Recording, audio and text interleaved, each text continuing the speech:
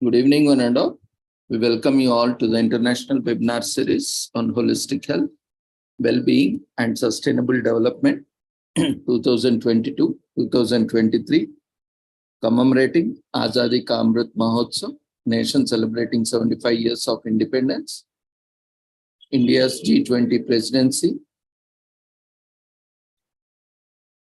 United Nations Sustainable Development Goals 2015 to 2030 as part of awareness and campaigns in collaboration with Sri Holistic Health Foundation India and Sri Research Institute Center for Arts, Sciences and Wellbeing. Before we start our sessions, let's take the blessings of Almighty.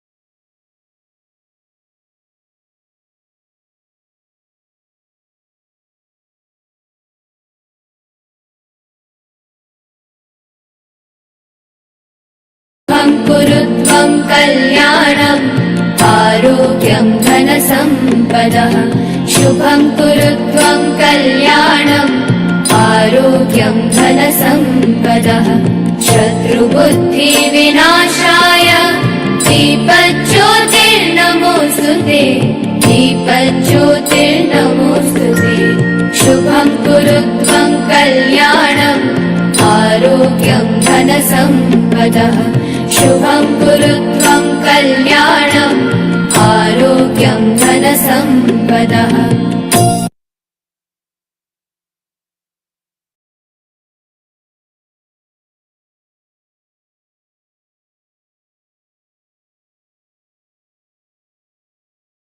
With the blessings of Almighty, we shall continue with today's commemoration. So today we have important commemoration, especially for girls and women. And it is very important day, that is International Day to End Obstetric Fistula, which is commemorated every year on 23rd May internationally by United Nations and UN member systems. So 20 years on progress, but not enough. Act now to end fistula by 2030 with the theme for 2023. Obstetric fistula is a hole between the birth canal and the bladder or rectum caused by prolonged obstructed labor without access to timely, high quality medical treatment. So it leaves women and girls leaking urine, feces, or both, and often leads to chronic medical problems, depression, social isolation, and deepening poverty. 90% of the pregnancies involving fistula end in stillbirth. So health systems and communities are falling apart or falling short in ending obstetric fistula. Gender discrimination, social marginalization, creating additional risks, resulting in fistula disproportionately occurring among impoverished, undeserved, and marginalized women and girls. 3 cost-effective solutions can prevent fistula: timely access to high-quality emergency obstetric and newborn care, trained professional with midwifery skills at birth, and universal access to modern contraception. Health systems can reduce fistula by tracking prevalence, correcting gaps in care, and ensuring universal access to a competent health workforce. So national health plans must also address gender discrimination and other factors making women and girls more vulnerable to maternal mortality and disease.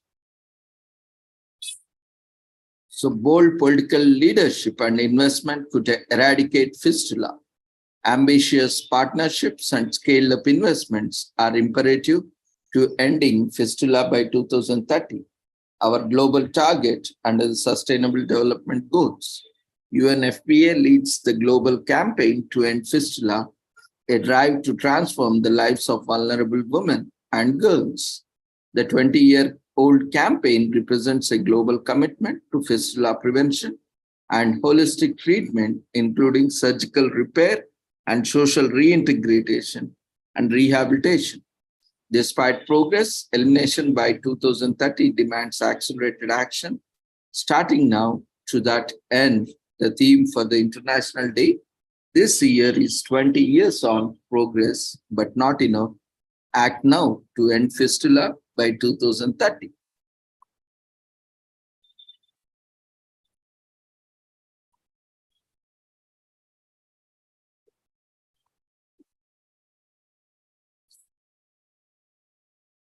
So, ending obstetric fistula by 2030, 2020 marked the countdown towards the goal of ending problem of obstetric fistula by 2030. According to the last report of the Secretary General, United Nations, obstetric fistula is preventable. It can largely be avoided by delaying the age of first pregnancy, the cessation of harmful traditional practices, and timely access to obstetric care. Besides, it is expected that 13 million more child marriages could take place by 2030 than would have otherwise. Families are more likely to marry off daughters to elevate the perceived burden of caring for them, especially in the anticipated economic fallout of the pandemic. Due to all these reasons, an increase in cases might occur and new strategies will be required in the post-COVID-19 recovery period to address the expected backlog of cases. With this possible future scenario of preventive measures in danger, now more than ever, it is important to call on the international community to use International Day to end obstetric fistula to significantly raise awareness and intensify actions towards ending obstetric fistula, as well as urging post-surgery follow-up and tracking of fistula patients.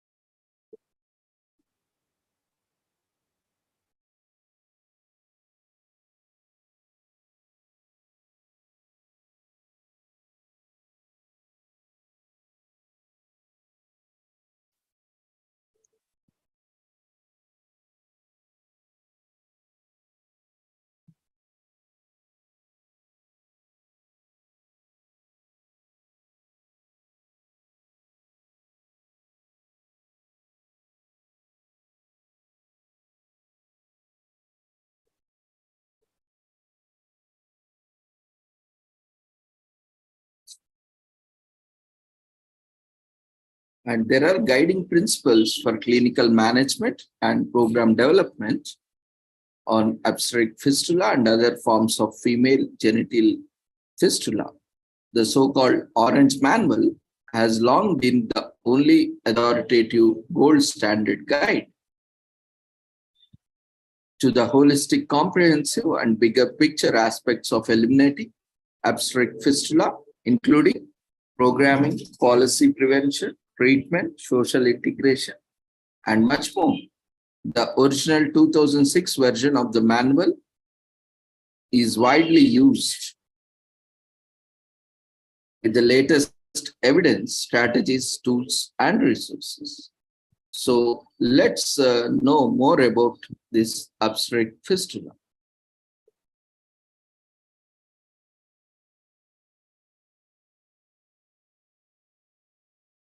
This is a problem that affects more than 50,000 to 1 lakh women each year. About 800 women die from pregnancy or childbirth-related complications around the world For every woman who dies of maternal related causes, it is estimated that at least 20 women experience a maternal morbidity, one of the most severe forms of which is obstetric fistula. Obstetric fistula is an abnormal opening between a woman's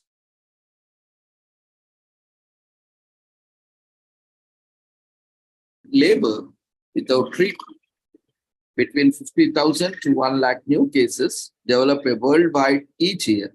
Most fistulas occur among women living in poverty in cultures where women's status and self-esteem may depend almost entirely on her marriage and ability to bear children, yet fistula is almost entirely preventable. Its persistence is a sign that health systems are falling to meet women's essential needs. Obstetric fistula symptoms generally manifest in the early postpartum period. Other equally symptoms such as psychological trauma, deteriorating health, increasing poverty, and social stigmatization by family and friends can often do occur. Obstetric fistula can be prevented in most cases, treated. Patients with uncomplicated fistula can undergo a simple surgery that costs $600 per patient, including post-operative care and rehabilitation support.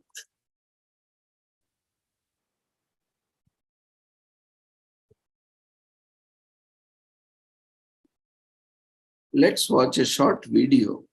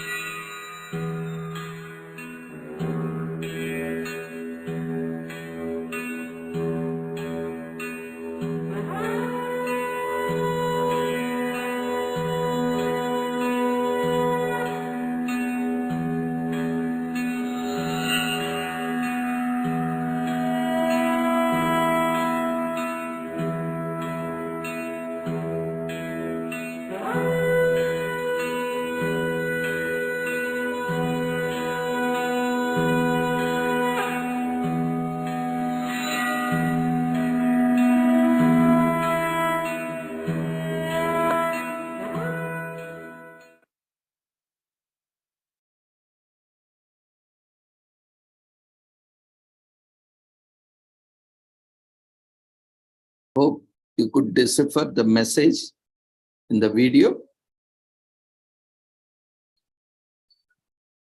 If anyone would like to share, you can raise your hand. I can provide you mic. What did you understand by that video?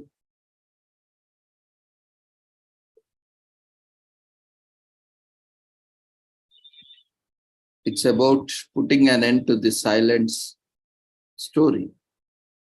Don't close your eyes. We can end fistula. So this is what is happening in fistula. Because of that, we are losing many babies at the time of birth.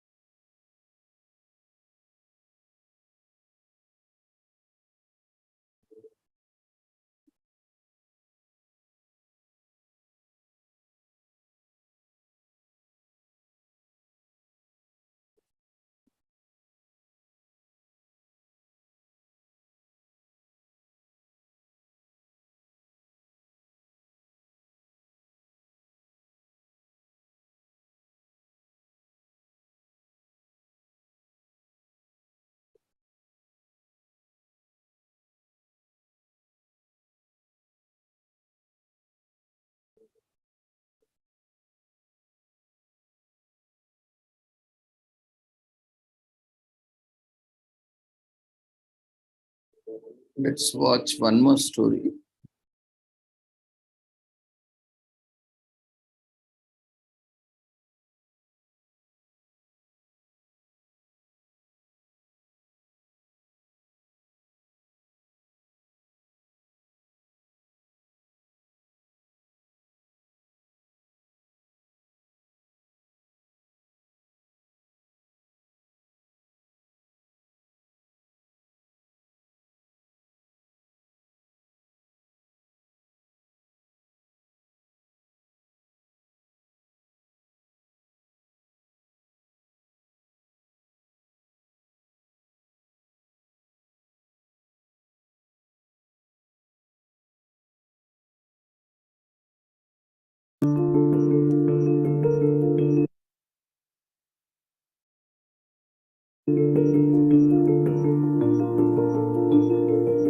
Beatrice was only 15 years old when she became pregnant. Because she lived far from a hospital, her family suggested that she deliver at home, but there were complications during the labor. Fiquei lá em casa 2 dias. O terceiro dia fui levada ao hospital. E chegando lá já era muito tarde. Her baby was stillborn. The prolonged and obstructed delivery left her with a childbirth injury, obstetric fistula, a hole between the birth canal and the bladder or rectum. Often, women with the condition are shunned from society because of the smell, as they have no control over leaking urine and feces. Beatrice suffered with fistula for 6 years. Porque quando eu estava com a doença, não era nada. Na sociedade, até fosse no meio da família, porque só amigos era meu pai e meu marido. Fistula goes hand in hand with poverty, gender inequality and child marriage. It often occurs when girls are too young to give birth safely or cannot access emergency obstetric and newborn care. It impacts some 2,500 women in Mozambique each year. Globally, between 50,000 and 100,000 cases develop each year. Since the mid-20th century, fistula has been almost eradicated in developed countries, thanks to high-quality healthcare and the introduction of timely emergency caesarean sections. Many women who suffer from the condition don't even know what is happening to them.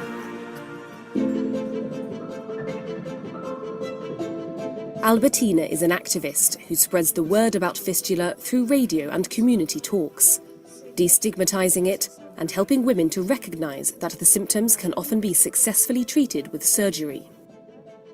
Na definição da própria fístula obstétrica, eu não tenho definido como as médicas explicaram, porque elas explicaram de forma científica. Eu tenho explicado de forma tradicional, mas se na comunidade eu falar de ruptura de bexiga, ninguém vai me perceber. Eu devo falar tanque de xixi, é que fica furado ou roto. The key to ending obstetric fistula is to prevent it from happening in the first place. The Mozambican government educates communities about fistula and helps women access doctors who can perform reparative surgery. The United Nations Sexual and Reproductive Health Agency, UNFPA, supports the government with this life-saving work. Dr. Raphael is a fistula surgeon in Mokuba Rural Hospital. He says that the women he sees are traumatized by their condition. Por exemplo, uma jovem que esperava ter filho, esperava ver o seu lar consolidado, e esperava ver a comunidade a receber-lhe de boa maneira, ela passar já a viver uma vida muito marginalizada. Dr. Raphael repaired Beatrice's fistula, a surgery that changed her life. Chamar de novo aquela Beatriz lá do passado da juventude. Chamar de novo a levantar sem se humilhar, mas agora alegre.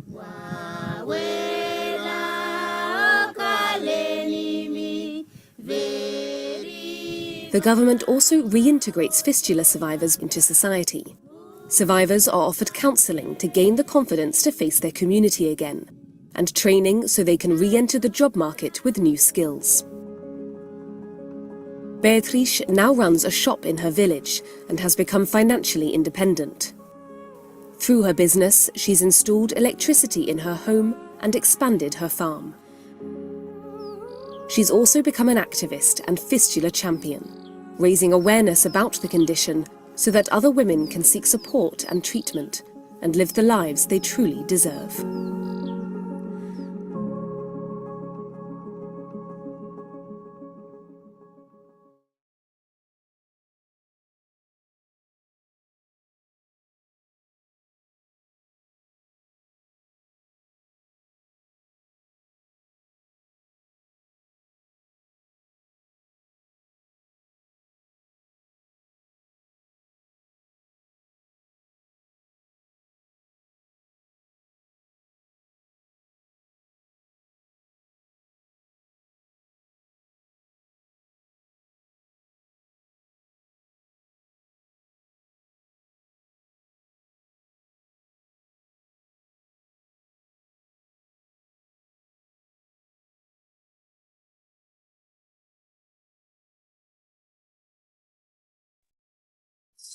So obstetric fistula happens when a baby becomes stuck inside a woman's body during childbirth.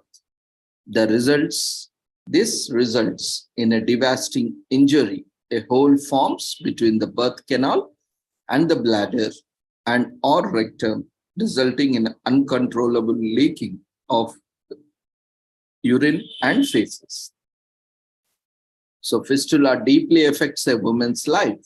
It causes horrific, life-altering damage to the woman's body and brings it with it shame, deepening poverty, and social rejection.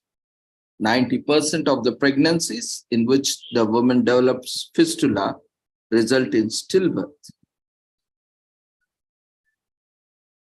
8% obstructed labor is one of the leading causes of maternal death worldwide and accounts for an estimated 8% of the maternal deaths.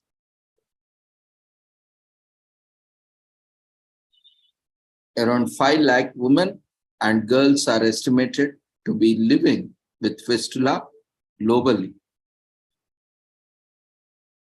When a woman develops an obstetric fistula, the baby almost always dies.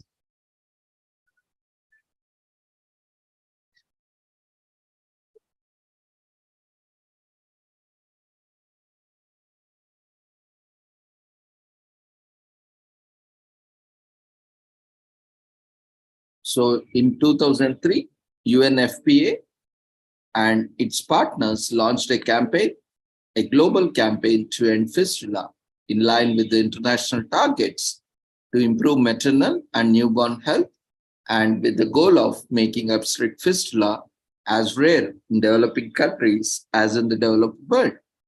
In 2018, the United Nations General Assembly adopted a resolution to end it by 2030 and reiterated the goal in 2020. Ending fistula globally demands strong political leadership, strategic and urgent intervention, significantly increased resources, and strengthened collaboration between governments, partners, civil society, healthcare providers, women, and communities.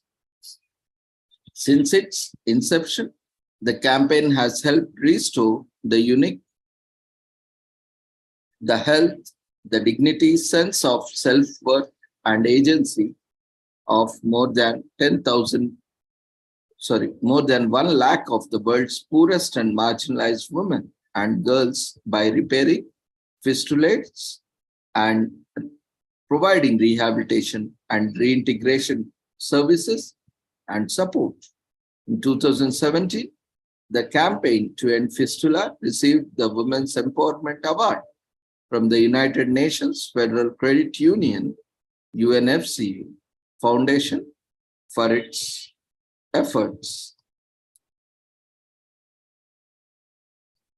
Alongside its partners, the campaign works in more than 55 countries across Africa, Asia, and the Arab region, and also the Caribbean. It focuses on 3 pillars: four pillars, which are prevention, treatment, rehabilitation, and integration, advocacy, and resource mobilization.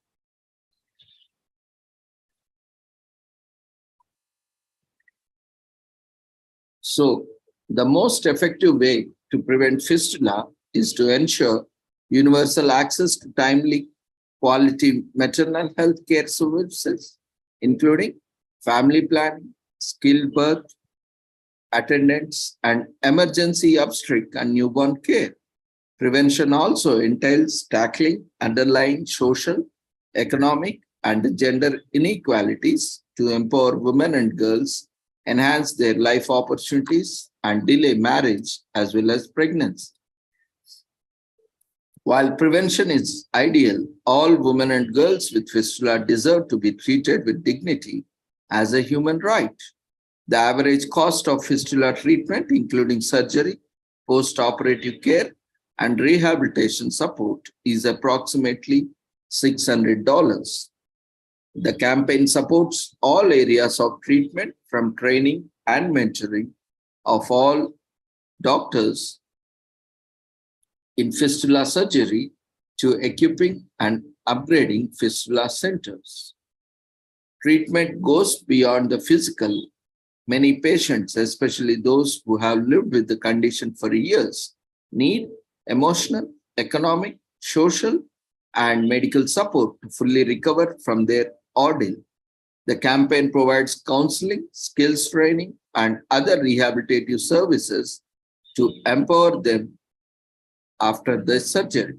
Engaging communities also helps ensure that women are accepted back into their families and communities without being stigmatized. And ending obstetric fistula by 2030, as called in in the new UN resolution on fistula, is a tall order and a very ambitious goal. To achieve it, dramatically increased efforts, commitment, investment, and action are urgently required. As the global convener of key stakeholders working to eliminate fistula worldwide, UNFPA and the campaign to end fistula prioritize advocacy and resource mobilization at global, regional, and national levels, with public and private sectors galvanizing all key actors to help make the dream a reality. So, International Day to End Fistula and Obstetric Fistula. In December 2012, 167 countries co-sponsored a resolution of the United Nations General Assembly that called on all member states to support the activities of UNFPA and its partners in the campaign to end fistula. It is also designated 23rd May as the International Day to End Obstetric Fistula to raise awareness and heighten action towards ending the fistula. So, as part of various campaigns and awareness programs, we are committed to the United Nations Sustainable Goals, and also we are trying to achieve through this series of programs and awareness programs, webinars, conferences from our side at an individual capacity. We all are working towards with a commitment of bringing awareness and raising campaigns on various important commemorations and days, which are very much essential to achieve the Sustainable Development Goals by 2030.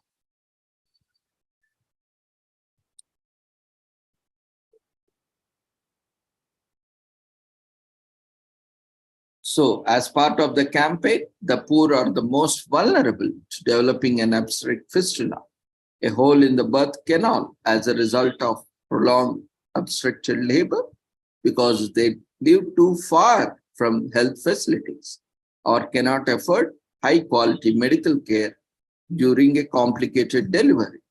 So they not only are likely to lose their child, they lose the ability to live a normal life because of the smell of constantly leaking urine. They are abandoned by friends and family and denied jobs, driving them deeper into poverty.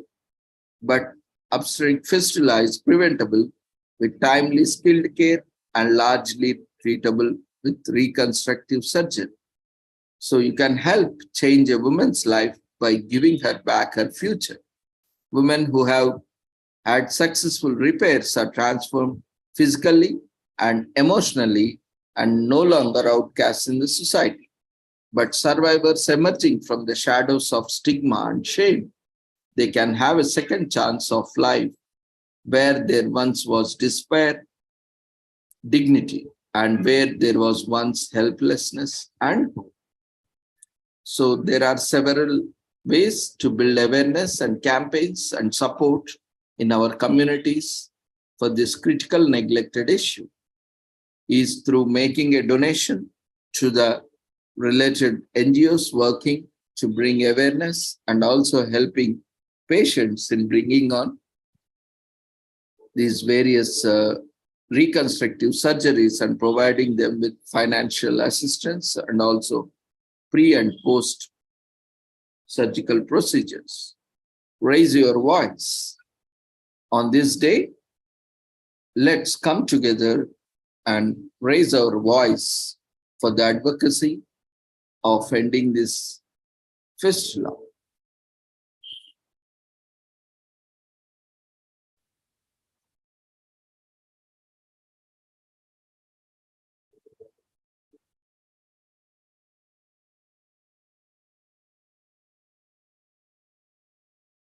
Now let's get into a little bit more detail about this obstetric fistula. So what is obstetric fistula? By now we all know it is a traumatic childbirth injury that robs a woman or girl of her health rights and dignity.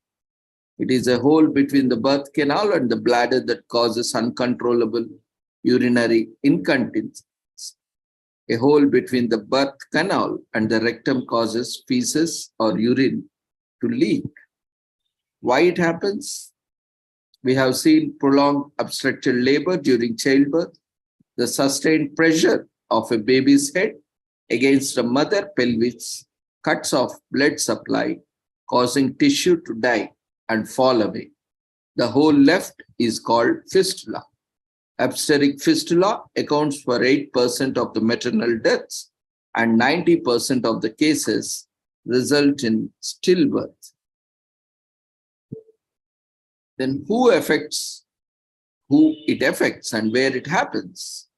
As already seen, an estimated 5 lakh women and girls in more than 55 countries throughout the sub-Saharan Africa, Asia, and the Pacific, the Arab states and the Latin America and the Caribbean are estimated to be living with fistula, with thousands more occurring every year.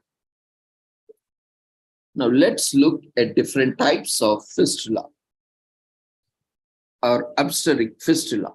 While the most common type is a hole between the birth canal and bladder called vesicovaginal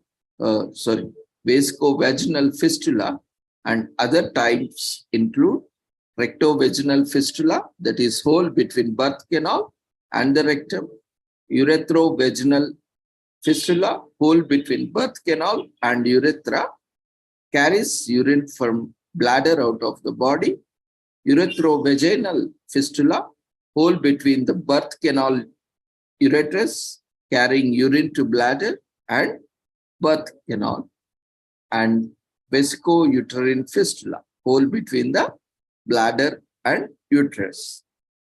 So these are different types of obstetric fistula.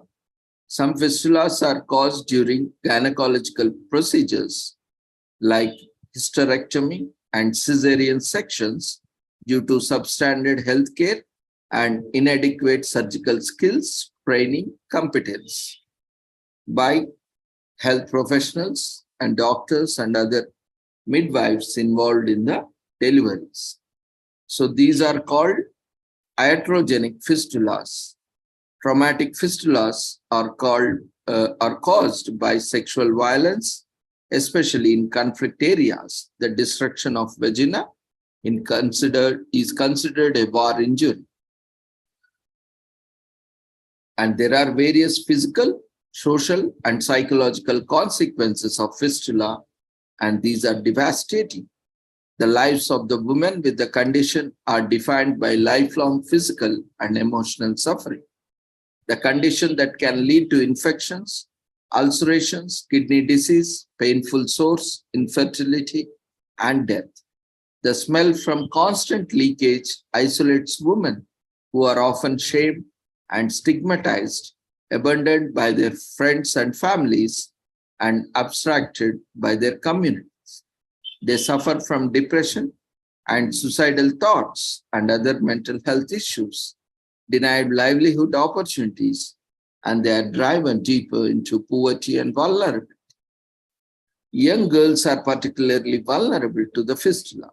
While it does not discriminate by age, young girls are particularly vulnerable because their bodies may not be ready for childbirth. 9 in 10 births to girls between ages of 15 and 19 occur in marriage or union. Worldwide pregnancy and childbirth complications are the leading cause of death among girls between the ages of 15 and 19.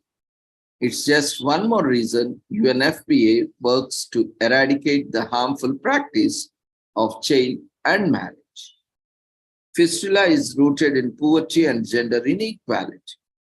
Obstetric fistula has all but disappeared in rich countries, and quality healthcare systems and skilled professionals who can perform cesarean sections, midwives are a vital part of the solution. The International Confederation of Midwives states ending obstetric fistula requires the full involvement of the midwives at the community, national, regional, and global levels.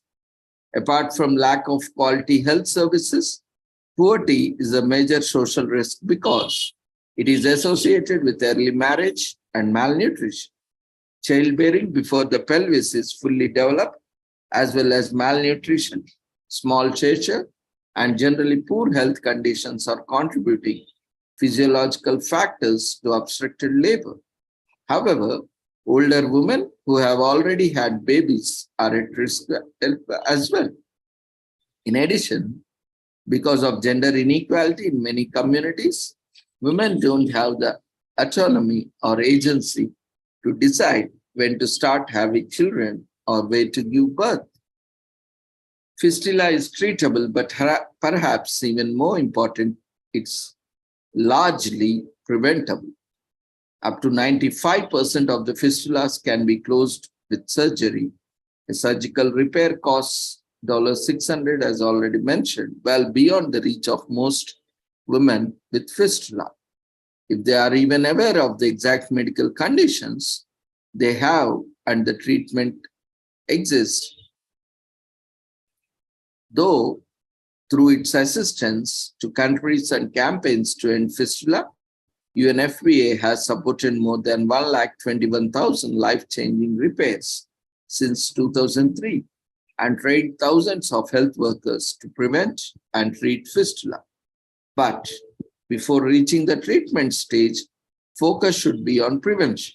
Such measures include access to family planning, skilled birth attendants, and emergency obstetric care, addressing societal factors that contribute to fistula, child marriage, early union and pregnancy, girls' education, poverty, and women lack of empowerment is also part of the campaign to end fistula strategy. To have one's life compromised for bringing forth new life is a devastating feat.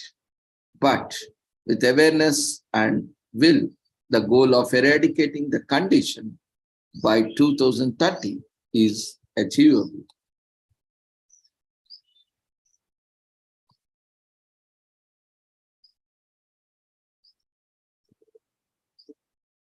if you look the history,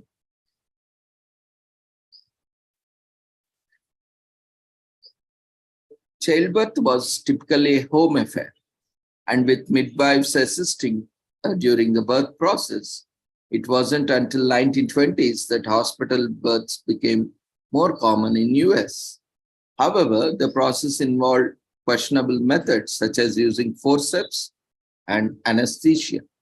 However, the process involved, uh, you know, uh, in his book called Childbirth Without Fear, published in 1942, a doctor named Dr. Grantley Dick Red outlined the benefits of giving birth without such tools or anesthesia. So in the 1970s, new trends were introduced. Husbands were now allowed to join their wives in the labor room, an act that was previously considered taboo. Furthermore, painkillers such as epidurals gained popularity.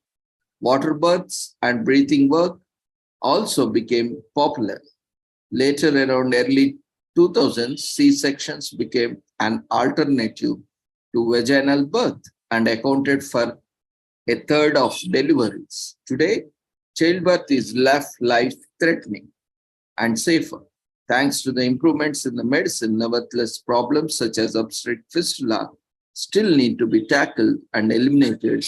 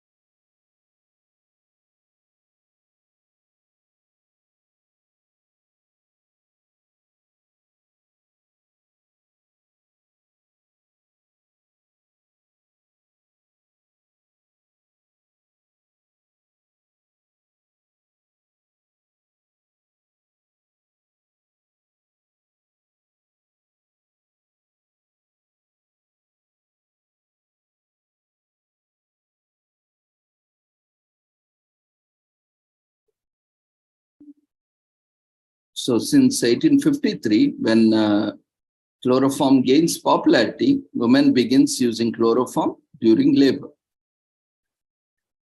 So UNFPA launches the global campaign to end fistula, campaign to end obstetric fistula, which was launched in 2003.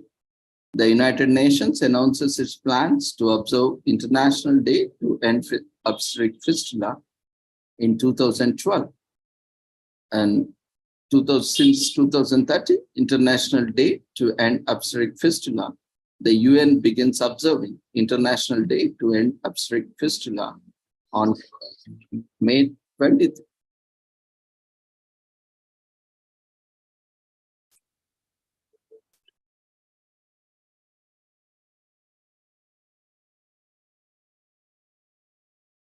According to the international conference, according to the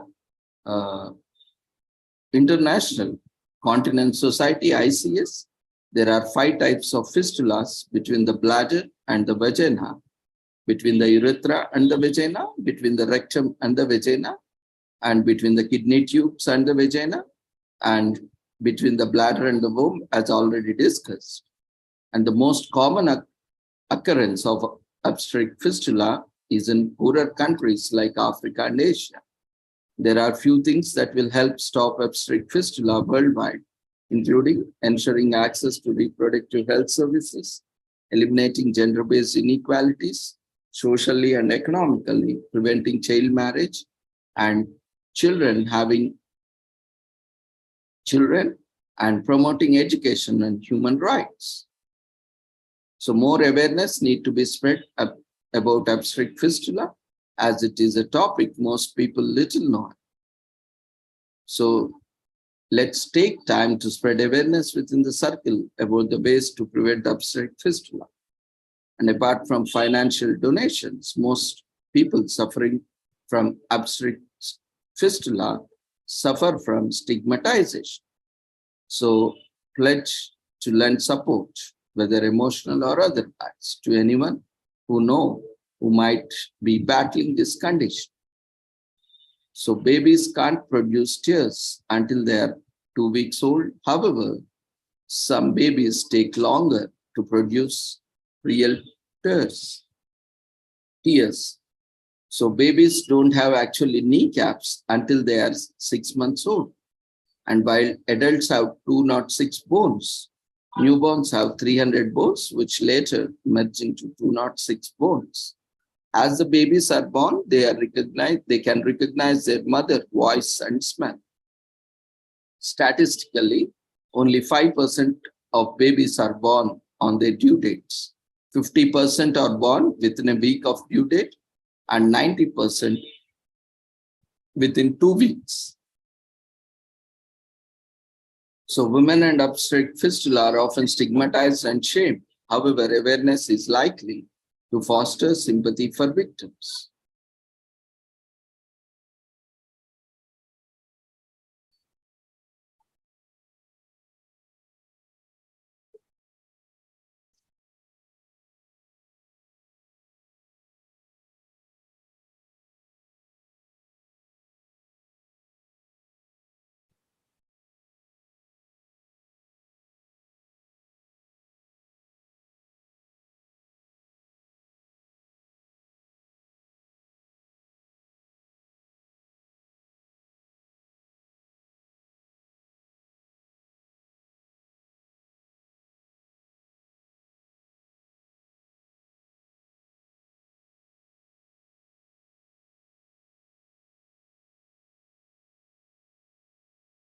Medical Coder today is also National Medical Coder Day in United States.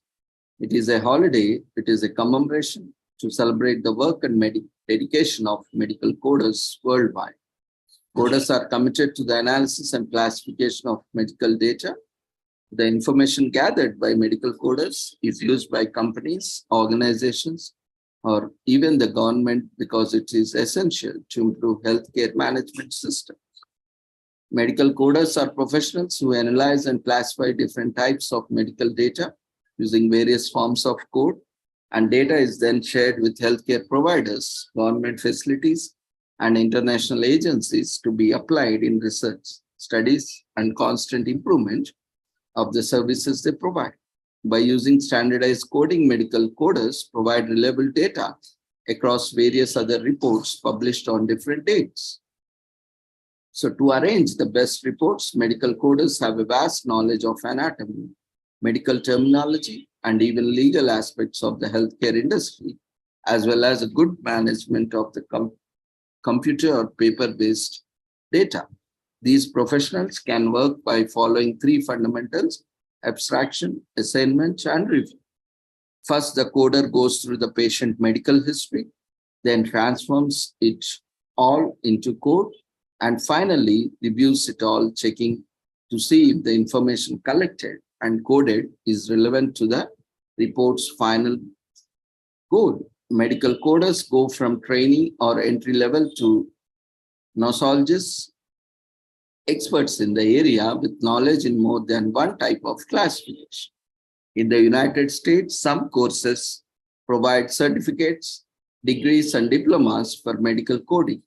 Recently graduated students go through internships and work with less complicated cases until they get a bachelor's or graduate degree to work with intermediate or senior levels.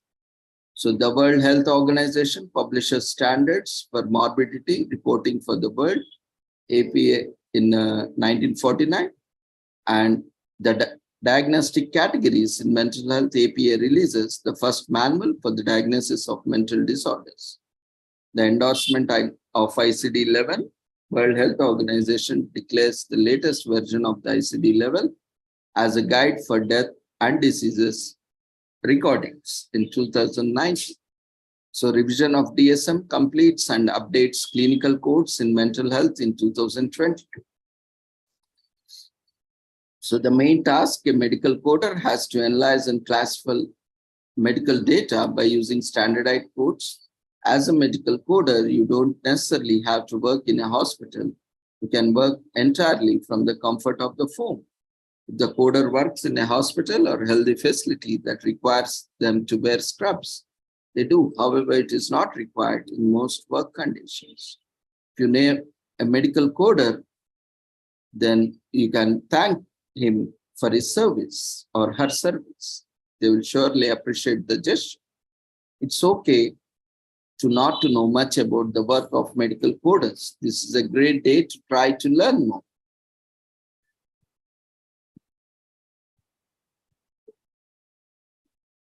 To become a medical coder, you have to get certified with inexpensive online courses. They don't spend tons of money. The job is focused on data, and it's a perfect job for data-loving introvert. As long as they have internet access, medical coders can do their job from anywhere. And medical health coders get great medical incentives from their employers. They get good job perks. Since everything is on computer, coders don't even have to get up to work. They spend most of the day sitting. Sometimes we are not aware of what goes on behind the scenes of our doctor's office or hospital's office. So it's nice to have a day to find out more about it. Medical coders don't usually get a chance to shine, so it's a great day that they get an entire day dedicated for just that and spread awareness about the important job medical coders do. Medical coders help keep the healthcare system in constant improvement.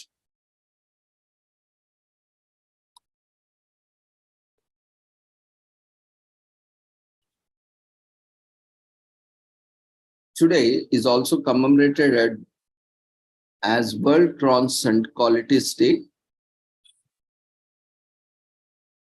Crons and colitis are the two most common kinds of IBD, which affect 7 million people globally. Although it is not a prevalent disease, during the last 20 years, an increasing number of people have been diagnosed. Inflammatory bowel disease, IBD, is a serious chronic digestive disease with no cure, no recognized cause, and a lack of awareness of the pain and suffering IBD patients endure. World Crohn's and Colitis Day creates awareness of the struggles of such patients. For many years, Crohn's disease and ulcerative colitis remained mostly unknown. Wells and Moxon, two English physicians, were the first to identify ulcerative colitis in 1875, effectively distinguishing it from infectious diarrheal disorders.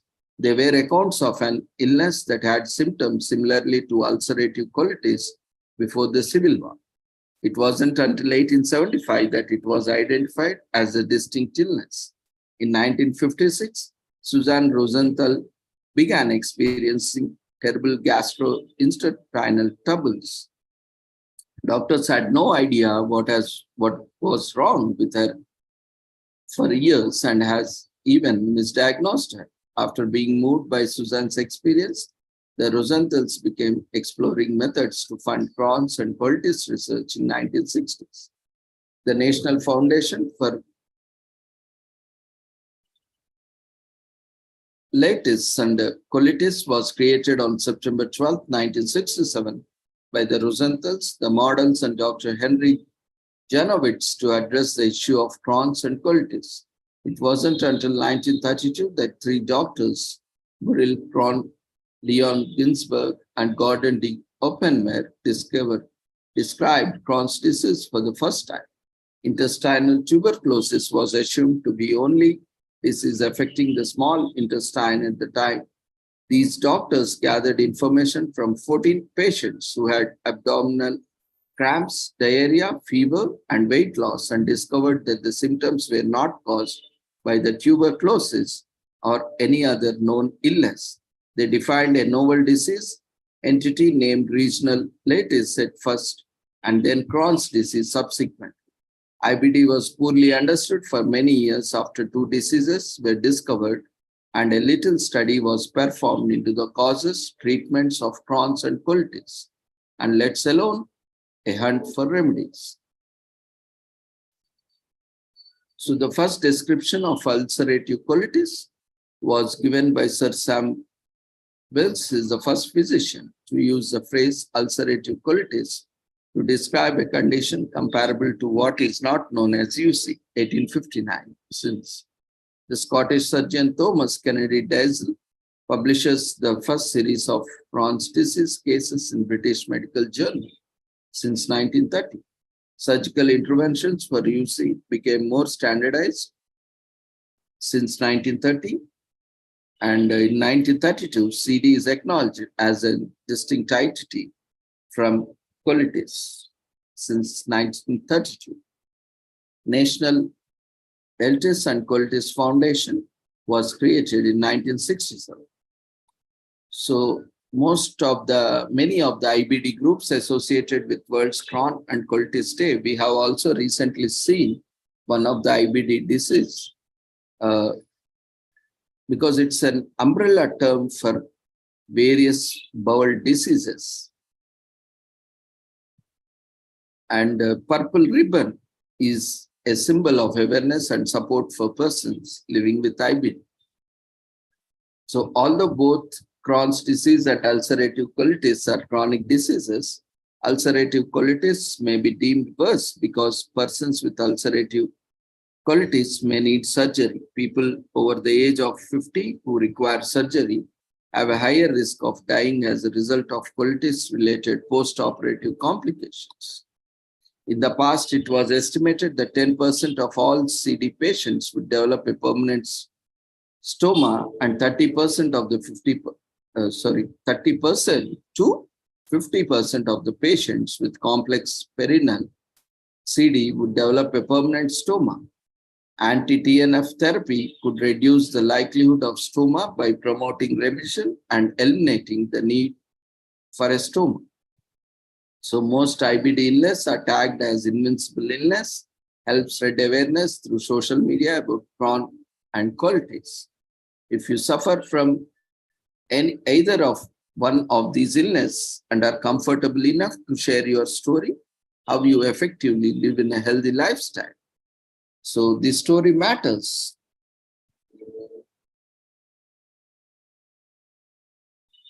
So stress can be a health hazard as it can exhibit symptoms of colitis. The cause of ulcerative colitis is unknown, but it is believed to be genetically driven immune system disorder. Crohn's disease, if left untreated, can progress to cancer. Symptoms of Crohn's disease differs from one person to the next. There are several different types of ulcerative colitis. So this day helps elevate stigma and misconceptions about the illness. It also raises awareness about the IBD is severe, incurable disease, even though many people appear to be in good condition on the surface. The awareness holidays causes familiarity with the signs and symptoms, as well as treatments for Crohn's and colitis. This improved familiarity can help people who are suffering from GI symptoms better understand when to go to their doctors about early symptoms, which can help accelerate diagnosis and lead to better results.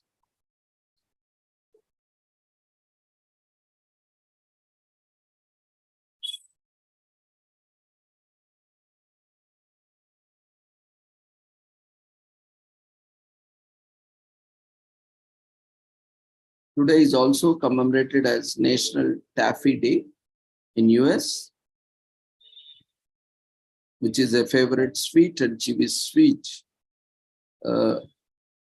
which has a long history of one of the America's native sweets.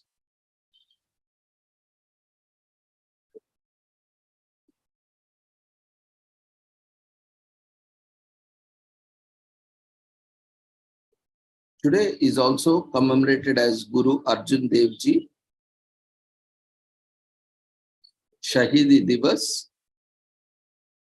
It holds every year on day 24th of Jeth, the third month in the Sikh calendar. This day is of great religious value to the Sikhs worldwide. Guru Arjan Dev Ji was the first matron of the Sikh religion and is known for his great work. People organize religious events on this day and read Sri Guru Granth Sahib. They also distribute food in the langars of the Gurudwara, a community eating practice whereby all visitors receive free food. So Guru Arjan Dev Ji was born in April 1563 in Goindwal, India. His father was Guru Ram Das and his mother was Mata Bani. His maternal grandfather and a great-grandfather was Guru Amar Das and Guru Ram Das, respectively. After his father's death, he became the fifth of 10 Sikh Gurus in 1581 at 18 years. After his untimely death by the Mughals, his son became the sixth Guru in 1606. His son's succession caused much controversy. The choice of Arjun, his youngest son, as a successor led to many disputes and divisions among the Sikhs, and Preeti Chand vehemently opposed Guru Arjan and created a factional sect. Guru Arjan's followers formed Minas, an alliance with the breakaway faction. He is known for his initiative to build the Golden Temple or the Harmandir Sahib in Amritsar in 1604. He is also designated the four doors in a Gurudwara and proclaimed that his faith was for people of all castes. In August 1604, compiled the Guru Granth Sahib, which comprises the writings of all past Gurus in one book. He followed the Masant system initiated by Guru Ram Das, which suggested the Sikhs donate at least 1/10 of their income to the Sikhs organization, Dawsat, which financed the buildings of Gurudwaras and Langars. In 1606, he was imprisoned in Lahore fort and tortured and executed by the Mughal Emperor Jahangir, who had imposed a fine and erased some hymns he found offensive. So Guru Arjan Dev Ji is born to a Guru Ram Das and Mata Bani in Goindwal, India in April in 1563. He becomes the fifth of 10 Sikh Gurus at 18 years old in 1581, and he takes the initiative to build the Golden Temple in Amritsar. and compiled the Guru Granth Sahib, a single book containing the writers of all past Gurus, in 1604. And he is imprisoned in Lahore fort, tortured, executed by Jahangir. So Guru Arjan Dev Ji was the first Sikh matriarch in 1606. Guru Tej Bahadur is another Sikh matriarch. So because of his increasing popularity as a spiritual leader, Jahangir killed Guru Arjan Dev Ji. So Guru Ramdas started building the Golden Temple. Guru Arjan Dev Ji later supervised the construction of the temple. So on this wonderful occasion, see the Golden Temple in its all glory, dip in the holy water surrounding the temple for pious experience. And you can set up langar and feed everyone with love and open arms. Arjan Dev Ji was under the supervision of Guru Amar Das and Guru Baba Budji, and also received education in Gurumukh, Sanskrit, Devanagari, maths, and meditation. He was married to Mata Ganga, the daughter of Bhai Krishnachand, who birthed Hargobind, the six Gurus of the Sikhs. While compiling the Guru Granth Sahib, Guru Arjan Dev Ji added 2000 hymns himself and wrote Sukhmani Sahib Bani. A light festival was held in 1604 after he finished compiling the Sri Guru Granth Sahib. He was a popular spiritual leader. People of different faiths and religions meet him for blessings. This day is a celebration of life for all religions and acceptance of everyone. It celebrates peace and harmony.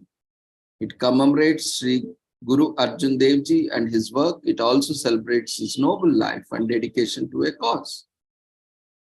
And this day has a great history, and it is associated with the Gurus in Sikhism. So today is also commemorated as National Lucky Penny Day in the US. It's always nice to find a penny, and this day everyone is on lookout in the hopes of finding one lying around. The discovery of pennies is often associated with good luck, and celebrations believe that if you find a penny on this day, you might just be incredibly blessed.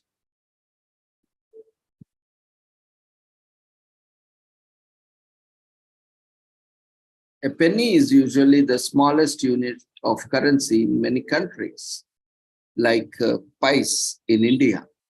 The present-day pennies were inspired by the ancient Rome denarius, and it wasn't until around 757 AD that pennies were introduced in England. The first settlers took it to America, and from 1973, America started minting its own pennies.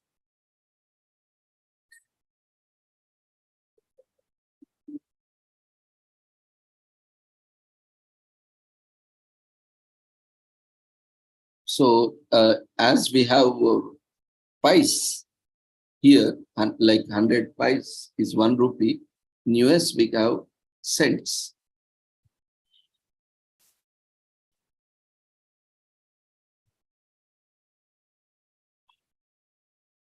Pennies were originally quite big and heavy. They were minted into smaller sizes for the first time in 1857. Benjamin Franklin reportedly designed the first penny in the year 1787. It is estimated that on an average, the penny stays in circulation for 25 years. So the penny has a very long lifespan. And since 1943, steel and zinc has been used to mint a penny. The penny is not made of copper anymore. Like almost all things, the penny is known by different names across the world. For example, it is known as Pfennig in German and Penning in Swedish.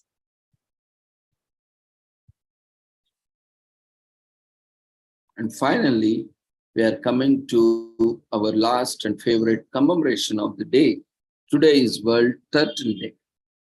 Turtle and tortoise are common sightings in Babel's parables, stories, and pop cultures, and we celebrate World Turtle Day on 23rd May to honor these resilient animals. Turtles and tortoises are associated with wisdom and perseverance. They are reptiles that are found in many environments and all around the world. These creatures play an important role in their respective ecosystems. They dig holes that are inhabited by other creatures and keep our beaches clean. By feeding on dead fish that was upon on the shores, they maintain an ecological balance, and therefore it is important to conserve these gentle animals. It's easy to get confused between a tortoise and turtle. The main difference between the two is that turtles sometimes live in water, while tortoises only live on the land. Turtles live up to the age of 40 and streamline and mostly flat shells. On the other hand, tortoises can live up to 300 years and they have larger, more domed shells. You will mostly find turtles in the sea, while tortoises inhabit in dense jungles and grasslands. So turtles and tortoises are two different animals, but this day is dedicated to celebrating and protecting both. The first day was celebrated by American Tortoise Rescue in 2002, and it highlights the suffering and dwindling numbers of these animals due to human interference and environmental hazards. Schools, rescue centers, and nature lovers all come together on this day to learn more about these creatures and pledge their elegance to help save them. American Tortoise Rescue was created by Susan Tellem and Marshall Thompson. They organize charity drives and actually work to spread awareness for the critical conditions of these shelled reptiles. The couple is known for their humane treatment of all animals, including reptiles. Since its established in 1990, American Tortoise Rescue has given homes to over 4,000 tortoises and turtles. The organization also assists their local law enforcement in guarding turtles' natural habitats and tending them when they are sick. So the first versions of Aesop's fable, The Tortoise and the Hare, are published in 1547 in the West, and the Susan Tellem and Marshall Thompson established American Tortoise Rescue. ATR is established in 1990. The first World Turtle Day is celebrated by ATR in 2002, and USPS prints its first batch of Save the Sea turtle stamps and donates the proceedings from it to the species conservation in 2011.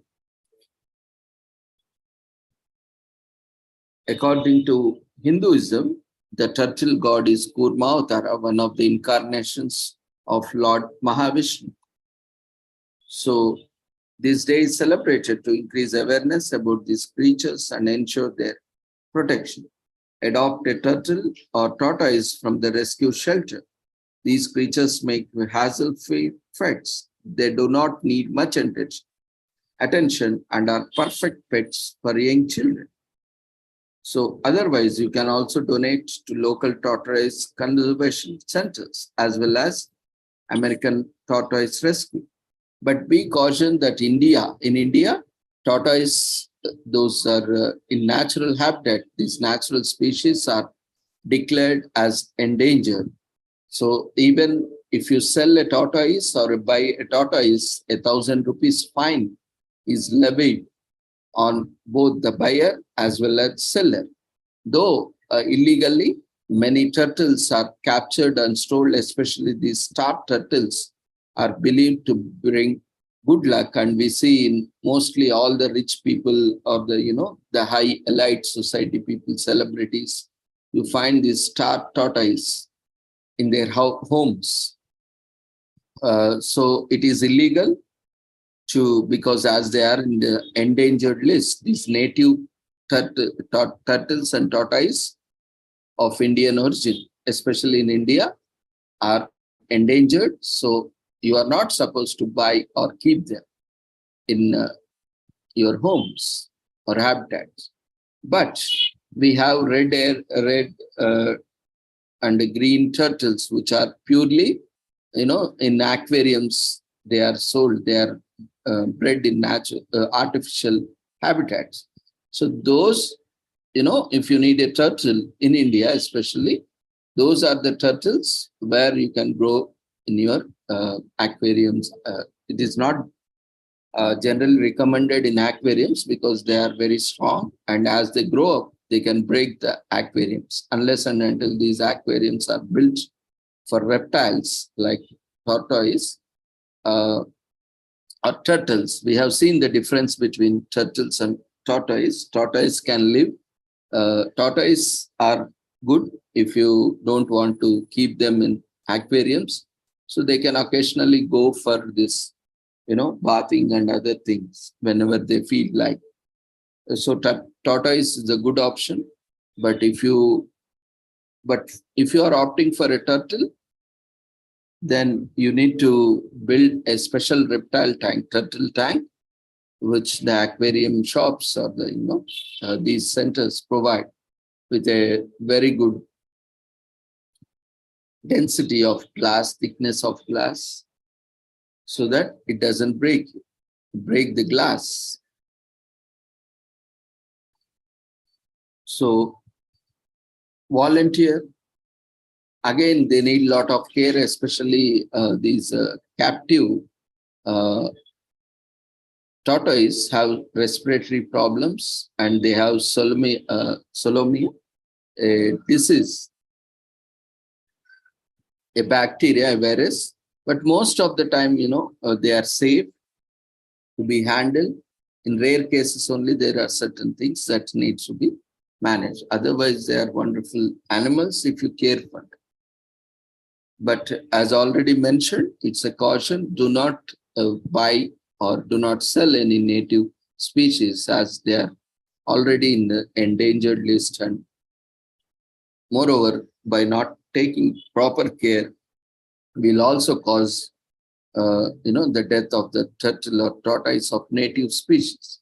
But if you are really interested, you can buy the turtles which are grown, especially born in these aquariums, and they are of different breed actually. So those you can buy. They are available in the markets, and you can keep them in your homes. But those are mostly turtles, which aquatic turtles, but not tortoise. The shell is the part of the skeleton of the tortoise or turtles. The shell is the most distinguished part of a turtle, and experts say that it's made of 50 bones. Turtles and tortoise are illegally traded for their meat, shell, and skin. And this has led to the endangerment of these creatures. And it is one of the most illegally traded animals. And turtles may look the same to us, but there are actually 300 species of them. Of these, 129 are endangered. Turtles are cold-blooded animals with a slow metabolism. So that's why their long lifespan is often attributed to this. That's why, human beings also, we advise to practice pranayama, so that our breath rate, metabolism rate also comes down, and we have longer life. That's why there is a lot of science between our ancient practices, but unfortunately, a lot of misinterpretation has happened, and we are not aware in the very first place the science and logic, rationale behind our ancient practices, and whatever all is there in the being circulated is the propaganda of various other belief systems or religions, or people with vested interest who wanted to create hatred or unscientific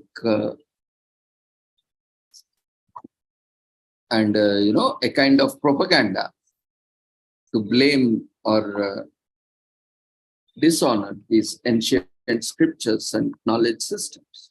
And these first turtles existed 200 million ago alongside with dinosaurs. So when we inhabit the planet with countless different creatures, it reminds us to be respectful of the ecological balance and sensitive to our animal friends. World Turtle Day promises a better future where humans and turtles can coexist peacefully. Protecting these animals means protecting our own future.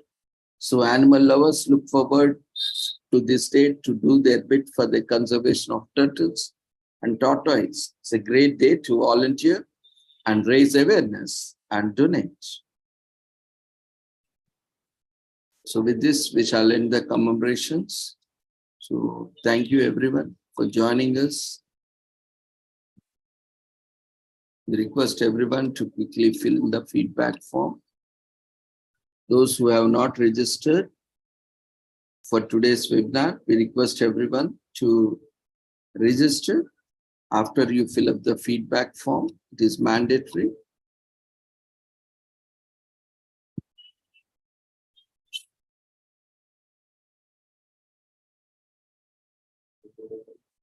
We have shared the feedback form in the form of polls.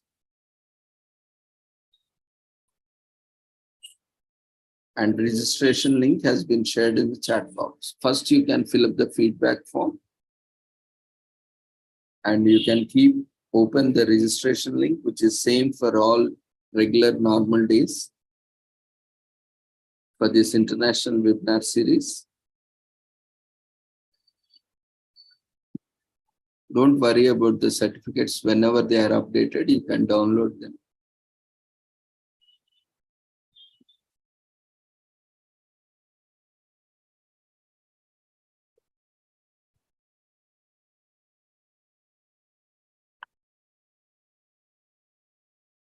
So we thank each one of you for joining us on this wonderful occasions.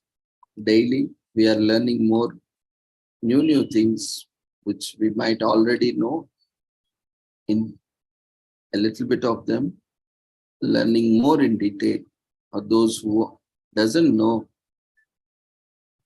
hope they are also getting benefited from these daily sessions.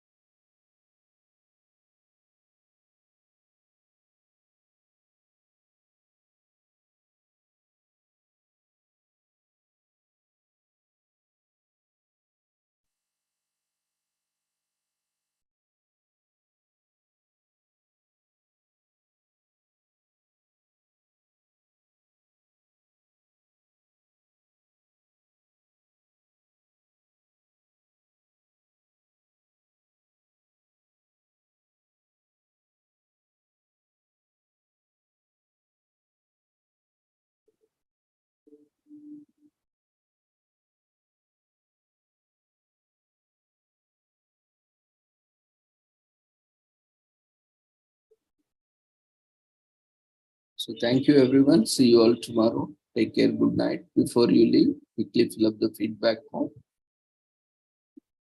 See you all tomorrow at the same time with the same link with different topics.